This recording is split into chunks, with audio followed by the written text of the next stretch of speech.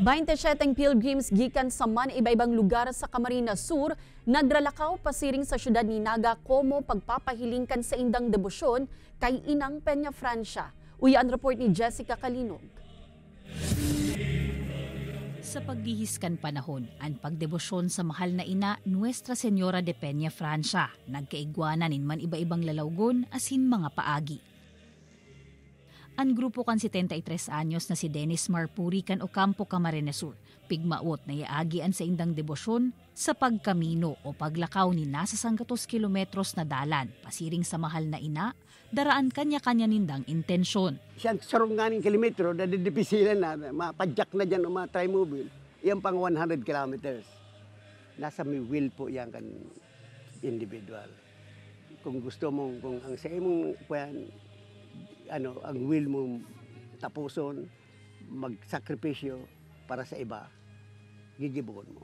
Pigpunan kan grupo ang 5 aldaw na paglakaw kan Setyembre 3 sa St. Bernard Abbot Parish sa Banwaan in Ocampo. An sa indang pigtutumbok na destinasyon pag-abot kan Setyembre 8, iuan Basilica Minore, kung sa insinda makikisumaro sa paghatod sa imahe ni Ina, pasiring sa Naga Cathedral. Ang konseptong inikan pagdebosyon na ako asubot ni Dennis kan makapartisipar siya sa Camino de Santiago sa Compostela sa Nasyong Espanya.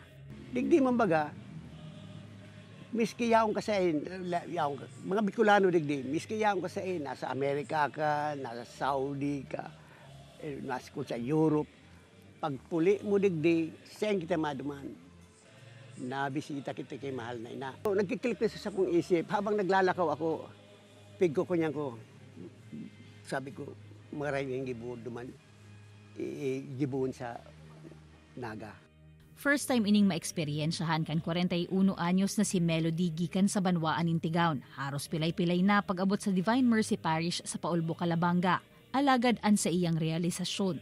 Ini naman ang magiging puon kan sa iyang pagdebosyon sa mahal na ina. Ang gusto mo nang sumuko pero kaya ko ni si hawak mo parang mabigay na pero pa laban pa din para duman sa inaano mo pinipray mo na hinahagad mo.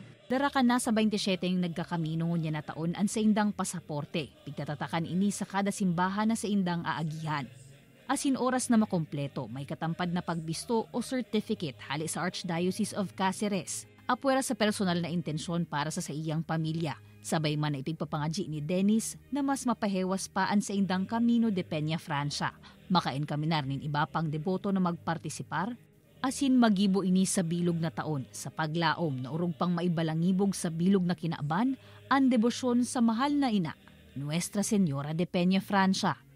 Kaibanan si Jovel Obiso, Jessica Kalinog, Balitang Bicolandia.